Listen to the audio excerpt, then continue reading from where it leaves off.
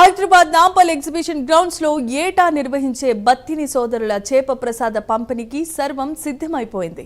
మృగశిర కార్తెను పురస్కరించుకుని ఆస్తమా రోగులకు అందించే ఈ ప్రసాద పంపిణీ నేడు రాత్రి 9 గంటలకు ప్రారంభం కాగా మృగశిర కార్తె రాత్రి ప్రవేశిస్తూ ఉండటంతో ఈ మార్పు చేస్తున్నట్లు నిర్వాహకులు తెలియజేశారు.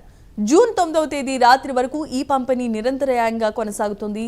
ఈ కార్యక్రమానికి దేశం నలుమూలల నుంచి ప్రజలంతా భారీ సంఖ్యలో తరలి వచ్చే అవకాశం ఉండటంతో ప్రభుత్వం ఇప్పటికే అన్ని రకాల పగడ్బందీ ఏర్పాట్లను పూర్తి చేసింది.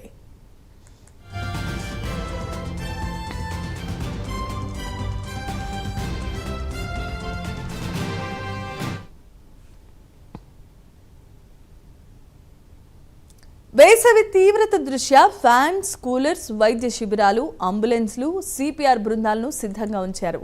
భద్రత నిమిత్తం పోలీసులు షీ టీమ్స్, సీసీటీవీలతో నిరంతరం నిఘాను ఏర్పాటు చేశారు. చేప ప్రసాద పంపిణీ నేపథ్యంలో నగరంలో ట్రాఫిక్ పోలీసులు కొన్ని ఆంక్షలు విధించారు.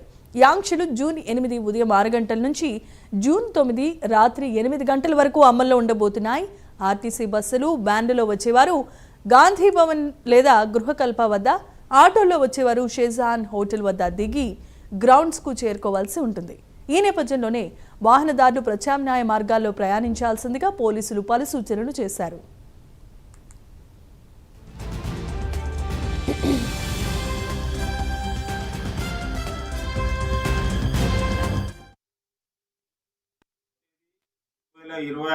సోమవారం సాయంత్రం 9 నుంచి ఎగ్జిబిషన్ గ్రౌండ్లో నిరవధికంగా 24 గంటల పాటు 9వ తేదీ సాయంత్రం 9 వరకు కూడా చేప ప్రసాదం పంపిణీ అనేది ఉంటుంది.